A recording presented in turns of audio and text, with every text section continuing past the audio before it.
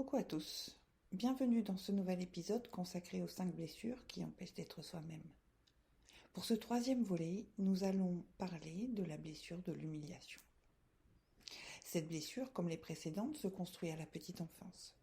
Et pour la définir, on pourrait dire que cette blessure se manifeste par la peur constante d'être rabaissé ou humilié. Elle prend source dans les moments où l'enfant s'est senti rabaissé, méprisé et bien sûr humilié. Cela peut être par l'un des parents, par un professeur ou encore des élèves à l'école, quand un enfant est confronté à des moqueries à répétition de ses camarades, ou qu'un professeur s'acharne sur lui, ou toute autre situation qui pourrait entamer la construction de son estime de soi. Fort de ces humiliations, il va être porté à penser qu'il ne vaut pas grand-chose et ne mérite pas d'être aimé. Ces sentiments vont s'imposer et résonner dans la vie personnelle et professionnelle de ces personnes atteintes dans leur dignité. Plus les humiliations auront été profondes et multiples, bien sûr, plus la protection qui va alors se construire sera forte. Ce qu'il est important de comprendre ici, c'est que l'émotion que ressentent ces personnes est la honte, et que la honte est une émotion très difficile à supporter.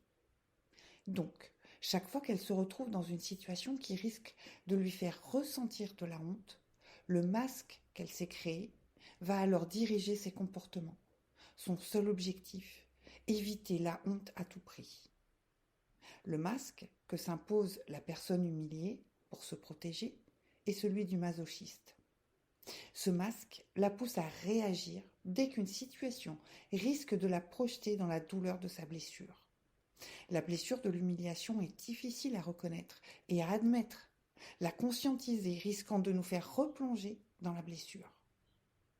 Par manque d'estime de soi, la personne souffrant de la blessure d'humiliation a une forte tendance à se sentir sans arrêt rejetée ou mise à l'écart. Elle montre très souvent une timidité extrêmement forte. Ne se sentant jamais à la hauteur, elle prendra très souvent en charge les responsabilités ou les soucis des autres, se créant ainsi des contraintes parfois bien trop lourdes pour elle, ce qui pour elle est une façon inconsciente de se punir. Ce qui, bien malgré elle, la renvoie au sentiment d'être abusée par les autres, et donc à son sentiment de honte et de ne pas être suffisante. On retrouve souvent la blessure d'humiliation chez des personnes fortes qui, pour prendre leur place, prennent du poids. Convaincue qu'elle ne saurait pas assumer son quotidien, la liberté sans borne fait peur aux personnes souffrant de la blessure d'humiliation. Sa mésestime de soi la pousse à croire qu'elle a impérativement besoin de cadre pour ne pas déborder.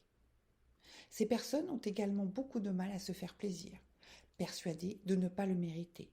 Elles vont alors prendre en charge le bonheur des autres, qui dans son esprit valent bien plus qu'elle. Sa peur du jugement des autres est telle qu'elle fera tout pour éviter toute confrontation. En quelques mots, il est important de parler de la sexualité des personnes portant la blessure de l'humiliation.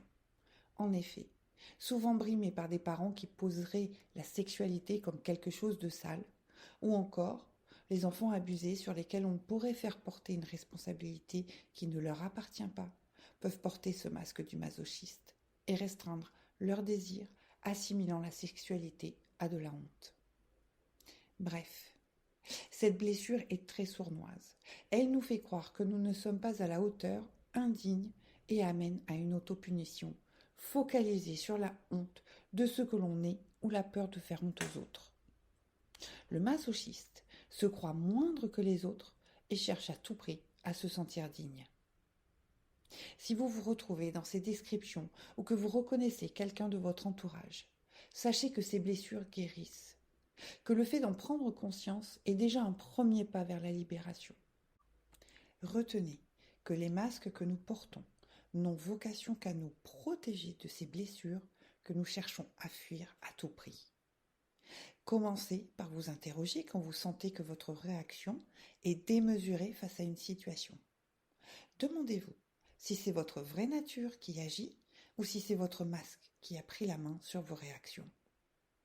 Dans l'épisode 6, je vous donnerai quelques outils pour vous aider à dépasser ces blessures.